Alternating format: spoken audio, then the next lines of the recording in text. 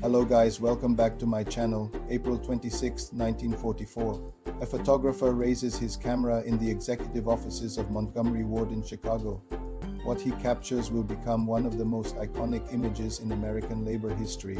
Sewell Avery, CEO of America's largest mail-order retailer, is being physically removed from his office by two soldiers from the Army National Guard. He's sitting perfectly still in his office chair, wearing his three-piece suit, his hat and coat resting in his lap. His arms are crossed, his expression is defiant. The soldiers are carrying him chair and all right out of his own building. And Avery is letting them photograph it. This isn't a coup. It's not a kidnapping. This is the United States government seizing a private company and removing its leader by force during wartime, and Sewell Avery wanted everyone to see it. To understand how this happened, you need to understand Sewell Avery, born in 1873.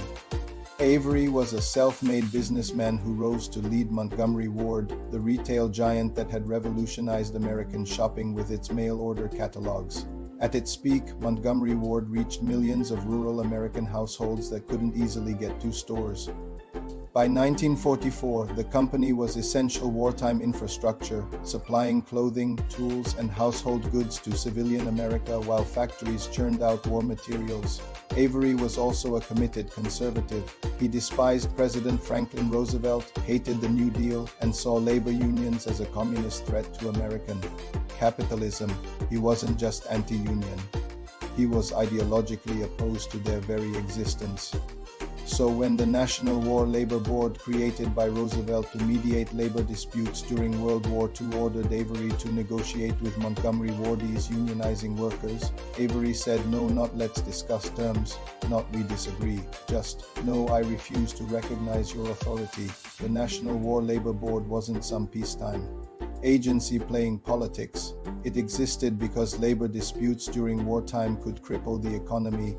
Strikes in defense industries, transportation, or retail could undermine the entire war effort. The stakes in 1944 were existential. D-Day was just 2 months away. American forces were preparing for the largest amphibious invasion in history. The Pacific War was intensifying. Every factory, every supply chain, every distribution network mattered. Montgomery Ward workers wanted union recognition and collective bargaining rights. The National War Labor Board reviewed the case and ordered Avery to negotiate. Avery refused. He wouldn't meet with union representatives. He wouldn't recognize the board's jurisdiction. He sent letters calling the board's authority illegitimate. Federal mediators came to Chicago. Avery refused to meet them. They sent more officials. He refused again. The standoff reached President Roosevelt's desk, and FDR made a decision that would create one of the most dramatic confrontations between government and business in American history. Seize the company. Remove Avery by force if necessary. On April 26, 1944, Roosevelt signed an executive order directing the Secretary of Commerce to take possession of Montgomery Ward and all its facilities. Federal agents and National Guard troops arrived at Montgomery Ward headquarters in Chicago. They presented Avery with the order. The United States government was taking control of his company, and he needed to leave. Avery sat down at his desk, crossed his arms, and refused to move. According to witnesses, when agents told him he had to leave, Avery responded, "To hell with the government." He wasn't yelling, he wasn't panicking, he was staging a performance. Avery knew exactly what he was doing. He'd called reporters. He'd alerted photographers. This wasn't just defiance, it was political theater. So when federal agents realized Avery genuinely would not stand up and walk out, they made a decision: physically remove him. Two National Guard soldiers approached Avery's desk, reached down and lifted him still sitting in his office chair and carried him out. The photographers got every angle. Avery sitting calmly, arms still crossed, being carried through his own office building by uniformed soldiers. He's not resisting, but he's not helping either.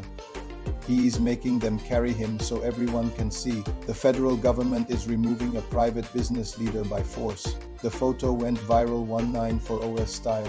It appeared in newspapers across the country and became instant iconography. It represented government overreach if you were a conservative or necessary wartime authority. If you supported Roosevelt, the government took over Montgomery Ward operations. They appointed new management. The stores and catalog operations continued running. The workers got their negotiations. And Sewell Avery? He went home, gave interviews, called Roosevelt a dictator, and positioned himself as a martyr to government tyranny. Then, incredibly, he did it again. In December 1944, just 8 months later, Roosevelt returned Montgomery Ward to private control. The crisis was over, Avery was back in charge, and immediately Avery went right back to refusing to negotiate with the unions. The government issued new orders, Avery defied them again, and in December 1944, the federal government seized Montgomery Ward a second time. This time Avery didn't wait to be carried out, but he made sure everyone knew he was being persecuted by a tyrannical government for defending free enterprise. So what were the consequences? Short-term, Montgomery Ward was run by the government until the war ended. Workers got union recognition and operations continued without disruption. Long-term, after the war ended, courts began reviewing the seizures. The legal precedent became complex. The government could seize businesses during wartime under certain conditions. But the power had limits. Avery became a conservative hero, the businessman who stood up to Roosevelt's overreach. Labor advocates saw him as an obstructionist willing to harm the war effort rather than negotiate, and Montgomery Ward itself. It never fully recovered. While its rival Sears thrived post-war, Montgomery Ward declined. Avery's rigid management style and refusal to adapt hurt the company. By the time he finally retired in 1955, the company was losing ground. It limped along until filing for bankruptcy in 2000. Avery died in 1960. But that photograph, the CEO being carried from his office in April 1944, remained. Think about what that image represents to conservatives: government tyranny, a private businessman removed by force for refusing to submit to federal dictates; to liberals, necessary wartime authority, a selfish executive refusing to negotiate while American soldiers died overseas; to historians, a remarkable moment when emergency powers allowed the government to seize private companies and physically remove their leadership. The truth is probably all three. What makes this story resonate today is how cleanly it divides people. Show that photograph to someone and you'll get completely different reactions. This is what tyranny looks like. This is what accountability looks like. This is what wartime necessity looks like. All three interpretations have merit, and that's what makes the story so fascinating.